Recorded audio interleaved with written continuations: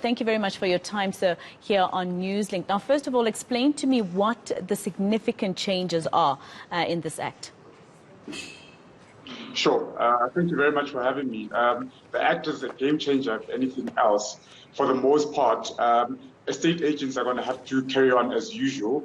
The difference now, the major one, is that the disclosure form. So ordinarily, when you buy a property, you did not disclose any defects, as it were, or you did not have it in the form of writing. So now what the Act does specifically says that estate agents can accept mandates without first the seller having filled out the disclosure form, and then that form parts of the sale agreement, as it were, when the process of registration has to start. Now tell me, how does this protect me as a consumer? Yeah, sure. So latent and patent defects, so any defects on the property, that the seller would then have to disclose what those defects are, as it were. So what the Act now does is that should the form not form part of the sale agreement, then it will be as if no disclosure was made, and then now the buyer has the potential to claim damages or to even cancel the agreement or to claim for reduction in purchase price if that wasn't part of the agreement. So essentially, you have to disclose any defects that may be in the property. And what would that mean for the estate agents, for instance? I know that some of them might argue that the damage to property was also hidden from them. But do they then have some type of responsibility before selling to make sure that everything that the buyer has told them is in fact true?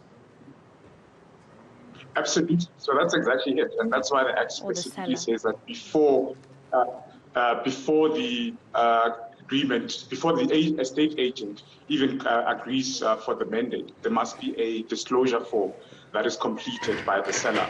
And then that forms part of the mandate between the seller and the estate agent. And then it forms part of the agreement. So the estate agent is then involved from the get-go to make sure that everything is there in place. All right. Yes, I did mean to say seller. You may continue. So just to add to that, in fact, the Act specifically says that the practitioner, or the estate agent in this case, will then be liable for certain damages that suppose the seller can then claim between the agent and the seller. And then the buyer obviously would then have a claim against the seller.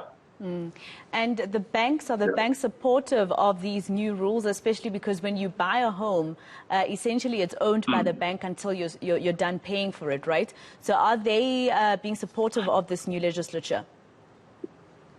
Yeah, just to clarify, so the bank doesn't own it. So the bank has a mortgage over the property. The property is registered in the name of the owner, as it were. So the bank, in relation to the bank is covered by financial provisions or financial acts relating to financing. But the difference now is that mortgage originators. So a mortgage originator would be a person that helps you apply for a loan at the bank. So they are then part of what is defined as a property practitioner. So they are involved in the process, and they have to then meet all the obligations that are in the Act. But just an interesting note to state here is that they then want clarity from the authority, the board that is, for them to decide whether they are part of a property practitioner. Okay, and then just tell me about the new Board of Authority, the fact that the governing body known as Board of Authority would be replaced. How does this help? Sure. So the board, what the Act says is that the old board, the state agency board, then all the board members that were part of that board will then form part of the new board, the authority. And interestingly, or something to make note of, is that one of my colleagues is a member of the board.